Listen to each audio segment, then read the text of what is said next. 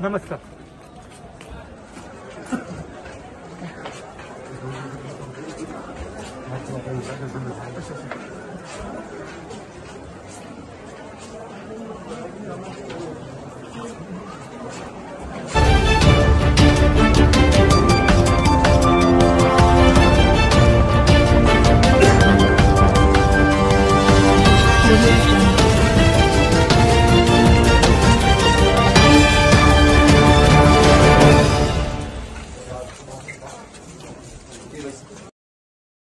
नमस्कार, मैं कुलदीप भारद्वाज नमस्कार इंडिया की आज रात 9 बजे की छोटी सी चर्चा के अंदर आपका हार्दिक अभिनंदन करता हूं।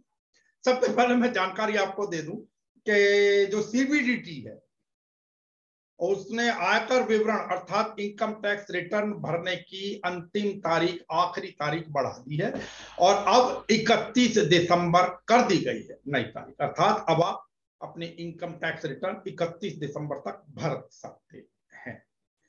बाकी अफगानिस्तान के हालात कुछ उसी प्रकार के हैं। दो पत्रकारों की फोटो या वीडियो रिलीज किया गया जिसके अंदर तालिबानियों ने उन पत्रकारों को, जिन्होंने महिलाओं का जो मार्च था जो हमने दिखाया था, उसको कवर करने के जुर्म में उन्होंने, उन पत्रकारों ने उस महिलाओं के उस मार्च को कवर किया था और बहुत बुरी तरीके से, नृशंस तरीके से उनको मारा पीटा गया है। उनके शरीर पर बहुत बुरी तरीके के घावों के निशान हैं और कहा जा रहा है, बेशक तस्वीरें सामने नहीं आई, लेकिन कहा जा रहा है कि कुछ महिलाओं को भी इस ही प्रकार के दंड का भागी बनना पड़ा है, कोप भाजन का भागी बनना पड़ा है। मैं तो ये कहूंगा। एक बात और ध्यान रखिएगा कि अब all India institute of medical sciences के अंदर, अर्थात जिसको हम एम्स बोल देते हैं, वहां पर बहुत जल्दी जो है भारत बायोटेक का जो है नेजल वैक्सीन का ट्रायल शुरू हो जाएगा और अगर ऐसा हो जाता है तो ये बच्चों के लिए एक वरदान साबित होगा। गौर कीजिएगा। एक जो इस समय सबसे ज्यादा खबर आज जो बहुत ज्यादा चर्चा में जा रही है वो है राहुल गांधी का जम्मू का 2 दिन का दौरा, और उसमें भी आज राहुल गांधी माता वैष्णो देवी जी के मंदिर पहुंचे, वहां पर दर्शन किए, तो उसको बहुत ज्यादा प्रचारित किया जा रहा है। ठीक है, राजनीतिक टिप्पणियां अपने अपने तरीके से आती है, क्योंकि राहुल गांधी या विपक्ष का अगर कोई नेता कहीं भी चला जाए, मंदिर चला जाए तब भी कुछ ना कुछ कहना है, मस्जिद चला जाए तब भी कुछ ना कुछ कहना है, टीपू सुल्तान की मजार पर अगर चला जाए तो राकेश टिकैत का भी कुछ लोग फोटो वायरल कर रहे हैं कि वहां देखिए। अरे भाई क्या बताइए, ये लोग क्या भारत के नहीं थे क्या हिंदुस्तान के नहीं थे क्या? वहां जा नहीं सकते क्या? अगर कोई मजार, कोई स्थल इस प्रकार का, कोई मकबरा ना कोई समाधि अगर बनी हुई है तो दुनिया जाती है। आप लोग, कोई छुप कर जाता होगा, कोई किसी तरीके से जाता होगा, जाते हैं। अब कुछ चंद लोगों की बात मैं नहीं कर रहा हूं, उन लोगों को छोड़ दीजिए। खैर जो भी है, राहुल गांधी को चुनरी आदि भी भेंट की गई है और अब भी समय, लेकिन एक चीज आ रही है मुझे, हालांकि अभी उसके ऊपर यकीन नहीं है पूरे तरीके से, लेकिन कांग्रेस की तरफ से, उत्तर प्रदेश कांग्रेस की तरफ से विशेष रूप से ये प्रचारित किया जा रहा है और खासतौर से उनके जो अजय सिंह लल्लू हैं, उनकी तरफ से, जो अध्यक्ष हैं, उनकी तरफ से कि भाई अगला चुनाव जो है कांग्रेस वो अकेले अपने बलबूते लड़ेगी, समाजवादी पार्टी या किसी और पार्टी का सहारा नहीं लेगी। यदि ऐसा है, मैं तो ये कहता हूं कि ये बहुत अच्छा निर्णय है। हो सकता है इस बार परिणाम ठीक ना, लेकिन भविष्य के लिए ये कांग्रेस को जीवित कर जाएगा, अर्थात पुनर्जीवित कर जाएगा, अर्थात अभयदान दे जाएगा। क्योंकि फिर जो नीचे का वर्कर है, जो कार्य करता है, उसमें जोश बढ़ेगा, उसका विश्वास बढ़ेगा कि अगर हम यहां पर काम कर रहे हैं, मेहनत कर रहे हैं, तो देर सवेर हमें परिणाम मिलेगा। यहां पर सीट पर हमारा कोई प्रत्याशी या मैं स्वयं या कोई भी चुनाव लड़ेंगे, क्योंकि अभी तक यही नहीं पता था, मेहनत तो हम कर नहीं, पता पड़ा सीट किसी और को दे दी गई। ये कांग्रेस के लिए अगर ऐसा करता है, लेकिन मैं फिर कह रहा हूं, मुझे अभी कम से कम इस चीज के ऊपर शक नजर आ रहा है। हालांकि प्रियंका गांधी के दौरे को लेकर स्वतंत्र देव सिंह जो है, जो भारतीय जनता पार्टी के अध्यक्ष हैं, उनकी वही टिप्पणी इन लोगों की, क्योंकि लोग बिना गालियों के, बिना उल्टी सीधी मतलब उपमाओं का प्रयोग करे हुए, अब इन्होंने कह दिया पिकनिक मना रहे आ रहे। याद है ना एक बार वो वो क्या नाम है, जिम ट्रेनर, जिसको आप लोग योग गुरु कहते हैं, रामदेव, उसने क्या कहा था, राहुल गांधी क्या पिकनिक मनाने गए थे दलित के यहाँ पर। तो इन लोगों की जुबानें नहीं है ठिकाने पर। तो खैर जो भी है, अब बात यह है कि अगर वो पिकनिक मनाने में जा रहे हैं तो इनसे पूछे भाई फिर तुम्हारे पेट में क्यों दर्द हो रहा है, तुम्हारी नींद क्यों उड़ी हुई है, सब समझ नहीं आता इस प्रकार की चीजें।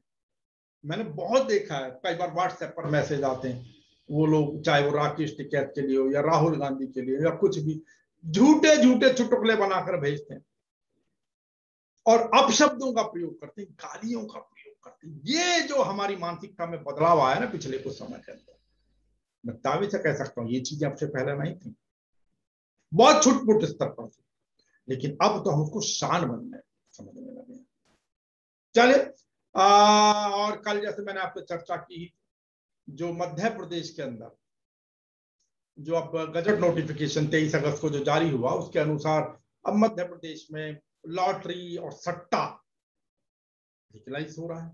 और उसके लिए जो प्रज्ञा ठाकुर हैं, जो मेंबर ऑफ पार्लियामेंट हैं, तो अब साध्वी मैं इसलिए नहीं कह रहा हूँ, ठीक है चलन में साध्वी कहा जाता है, लेकिन क्योंकि साधु और साध्वी की तो जो व्याख्याएं हैं जो हमारे शास्त्रों के अनुसार है, उसके अंदर तो बहुत सारे नियम हैं, और आज के समय में इन लोगों के बस की तो, और खासतौर से जो राजनीति में आ गए तो उनके बस की उन चीजों का पालन नहीं, कोई इक्का दुक्का, हाँ ज्यादातर चीजों का बताया जाता है कि भाई योगी आदित्यनाथ बहुत सारी चीजों का पालन करते। पर चलिए, मैं उन्हीं प्रज्ञा ठाकुर जी की बात कर रहा हूँ जिन्होंने समर्थन किया कि भाई नहीं, इससे तो आय बढ़ेगी, बहुत सारे लोगों को रोजगार मिलेगा। देखिए कि सबसे बड़ा लॉटरी होगी, किस स्वरूप होगा, उसके लिए कोई ना कोई मापदंड तैयार होंगे, कोई ऊपर बॉडी होगी, आंकड़ा, सर कुछ नहीं है। जब आप सट्टा खिलाएंगे, सट्टे का मतलब ये है कि 100 में से बामुश्किल 2 लोगों की कमाई, 98 में डूब नहीं है, घर बर्बाद हो नहीं है। पीछे याद कीजिए, नंबरों के सट्टे लगते थे दिल्ली में, और आसपास भी रहते होंगे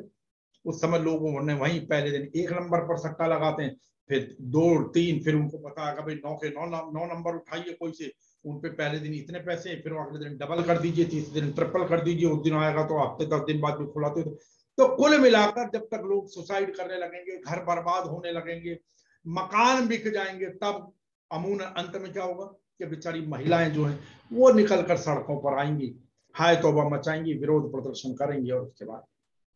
लेकिन आज के समय में कुछ लोग कहते हैं भाई इस प्रकार, भाई बात ये है, प्रज्ञा ठाकुर जैसे ये लोग एक्चुअली इस प्रकार की बकवासों के लिए, इन प्रकार के शब्दों का प्रयोग करने के लिए ये लोग ब्रांड एम्बेसडर हैं बेसिकली पार्टी के। गौर कीजिएगा, जुबान फिसलती नहीं है, इनको पूरा प्रशिक्षण दिया जाता है और उतनी क्लिप रिलीज कराई जाती है। ये ब्रांड एम्बेसडर हैं, चर्चा में ले आइए। जो चीज पहले अवैध थी अब उसको वैध करने के लिए चर्चा में ले आइए। सुंदरलाल पटवानी जी ने भी 1990 से 92 के दौर के अंदर, उन्होंने भी, क्योंकि लॉटरी अवैध रूप से सट्टा चलता था मध्य प्रदेश में, तो लोग उस तरफ ना हो इसलिए लीगलाइज कर दिए। अब ड्रग्स भी अवैध रूप से कारोबार, दुनिया को पता, पूरी फिल्म इंडस्ट्री और दुनिया भर के लोग ले रहे हैं, बड़े बड़े क्लब्स के अंदर जहां डिस्को थी, सॉरी, इन जगहों पर इन चीजों का प्रयोग होता है, तो इसका मतलब लीगलाइज कर दीजिए इसको भी, चल कोई यही कुछ होगा ना। ये कोई तर्क नहीं होता है कि पहले नहीं मिल रही थी क्या, पहले बाहर नहीं मिलता, बाहर ये काम नहीं होता, अरे बाहर होता है तो खैर, अब देर से बेर क्योंकि इन चीजों को चर्चा के अंदर ले आया गया है, चर्चा के अंदर क्या होगा, एक माहौल बनेगा। और माहौल बनने के अंदर एक चीज मैं और कह दूं, खाली ये नहीं कि भारतीय जनता पार्टी की सरकार, चुरहट लॉटरी कांड आपको याद होगा, अर्जुन सिंह जी के समय वाला, वो भी मध्य प्रदेश का था। असल में क्या होता है, ये जो कुछ बड़ी बड़ी मानसिकता वाले लोग आ जाते हैं ना, सरमाएदार टाइप लोग, माफिया टाइप लोग, या जो भी, अब इनका राजनीति के अंदर दखल तो होता ही है, असल में नीचे से सबका मुख समर्थन होता है। और ये भी जो चीज सट्टा है, खिलाएगा कौन, क्या खाली सरकार ना, इसके अंदर बड़े बड़े लोग घुसेंगे, बड़े बड़े लोग सट्टा खिलाएंगे। 2 नंबर में जो भी कह लीजिए, तो होगा क्या, उन लोगों के घर भरेंगे, आम आदमी बर्बाद होगा। और सट्टा मैं तो कहता हूं ये भी बंद करना चाहिए, जो चने पे, गेहूं पे और आपके चांदी पे, जिंक पे, इन पर भी जो सट्टे लगते हैं मल्टी कमोडिटी एक्सचेंज के माध्यम से, मैक्सिमम आदमी डूबता है वहां पर। और कई बार तो होता है कि जो जिस रेट पर रात को बाजार बंद हुआ, सुबह खुलता हुआ अजीब कई कई सर्किट तोड़, क्यों, क्योंकि जो बड़े बड़े लोगों के नाम आते हैं कि वो दोनों तरफ बैठे होते हैं, खरीद और बेच वाली तरफ, कमाते वही लोग हैं। मगरमच्छ तो छोटी मछलियों को निपटाते।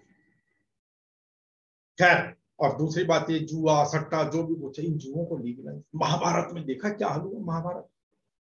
लेकिन वही बात है, क्योंकि उस समय भी जो सत्ता होती थी वो ओवर पावर कर जाती थी। सत्ता अपनी सत्ता के नशे में चूर होने के कारण इस प्रकार के निर्णय लेती है, और अभी भी कमोबेश वही हो रहा है, क्योंकि सत्ता आज मेरी है, पूरे तरीके से है। और उससे भी बड़ी चीज, अगर मैं नकारूं तो फिर वही हिंदू मुस्लिम, या ये बता दिया जाएगा कि इससे तो ये सत्ता बेहतर है, नहीं तो पहले ये होता था, नहीं तो मुस्लिम सत्ता में आ जाएंगे, नहीं तो आप अब लुट जाओगे। अब आप सोच लीजिए, आपको शेर पालना है या क्या करना है। भाई शेर तो मांसाहारी होता, हमें तो नहीं पालना। शेर मांसाहारी नहीं, शेर होता नरभक्षी होता है। मांसाहारी तो है लेकिन नरभक्षी होता है, हमें तो नरभक्षी जीव नहीं चाहिए था। आपने ये वहम पाल लेना, अब तक ये हुआ, वरना मुस्लिम सत्ता पर काबिज हो जाए। अरे यार, क्या आप क्या पढ़ाना चाह रहे, कौन सत्ता पर काबिज हो जाएगा? मतलब इसका मतलब तुम्हारी हर गलत चीज को हम स्वीकारते चले जाएं सिर्फ इसी कारण। लेकिन उससे बड़ी चीज मैं फिर कहूंगा, क्यों कि जो विपक्ष है वो कायर है, वो नपुंसक है, कहीं खुलकर नहीं आते। और यही कारण है कि धीरे धीरे आम आदमी इस प्रकार की अवैध गतिविधियों को स्वीकारने लगता है। एक समय में दारू शराब भी हेय दृष्टि से देखी जाती थी, लेकिन आज देख लीजिए सड़कों पर क्या हो रहा है।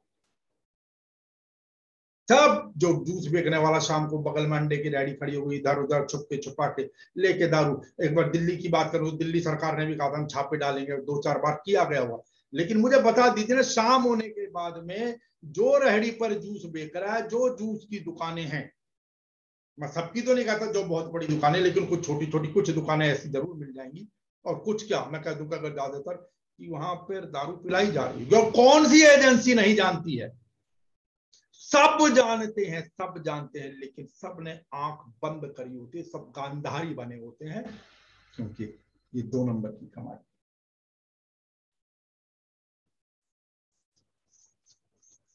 खैर, अब क्योंकि सत्य तो ये है कि विल पावर, इच्छा शक्ति इस प्रकार की चीजों को समाप्त करने के लिए राजनीति में तो कम से कम नहीं, और जब तक राजनीति में नहीं होगी तब तक बाकी की जो एजेंसीज हैं वो ईमानदार नहीं, वो मौका काटते ही कुछ ना कुछ अपना लाभ उठाएंगे। और अगर आप विरोध करेंगे तो देर सवेर उसका परिणाम भुगतने के लिए भी आपको तैयार रहना होगा। इसलिए आम आदमी देखकर भी आंखें बंद करके निकल जाता है। कई बार उसके परिवार की महिलाएं होती हैं, शाम को उनके साथ बदतमीजी भी होती है। वो जो दारू पी के इधर उधर जो होते हैं ना, वो कुछ ना कुछ छीटा कसी या झगड़ा, लेकिन सब क्योंकि उन्हें पता कि आखिर में होना कुछ नहीं। ज्यादातर केसेस के अंदर कोई इक्का दुक्का केस उछल जाएगा। वही है, क्योंकि जनता आज के समय में हिंदू मुस्लिम में बढ़ चुकी है, बीजेपी वर्सेस अदर्स के अंदर बढ़ चुकी है। और बात फिर मैं कह रहा हूं कि विपक्ष कांग्रेस हो या कोई भी हो, कांग्रेस इसलिए क्योंकि वही एक राष्ट्रीय दल नपुंसक है, नपुंसक। उनमें इतनी हिम्मत नहीं है कि इनके सत्ता के गलत कामों का विरोध कर सके। मैं आपको बताऊंगा कल बहुत सारी चीजें कि किस प्रकार पाइपलाइनें, जो तेल की पाइपलाइनें आदि आदि, उनका सौदा कितने में हो रहा है, ये क्या होगा। आज अगर हिम्मत हो, अगर इन लोगों के अंदर, यदि विपक्ष के अंदर हिम्मत थोड़ी सी भी होती, और विपक्ष अगर आज उठकर ये कह दे, थोड़ा सा भी विपक्ष उठ कि हाँ, अगर हम सत्ता में आएंगे इन चीजों को हम खत्म कर देंगे या वापस लेंगे इन संस्थानों को, जो कुछ भी बेचा गया है, जो कुछ भी होगा, तो ऐसी बात नहीं, जनता की आत्मा। लेकिन नहीं किया जाए, क्या करोगे। मैं तो यही कहूंगा ना कि मूक समर्थन उन लोगों का भी प्राप्त है। चलिए, अब कल गणेश चतुर्थी है और उसके बाद गणेश उत्सव शुरू होंगे बहुत सारी जगहों पर। यहाँ भी राजनीति होगी, कई जगहों पर जाएंगे पंडाल में, जहां रोका जाएगा वहां कुछ कहा जाएगा, जहां नहीं रोका जाएगा वहां किसी और को दोषी ठहराया जाएगा। जो भी जाए, सावधानी पूर्वक जाए। नमस्कार।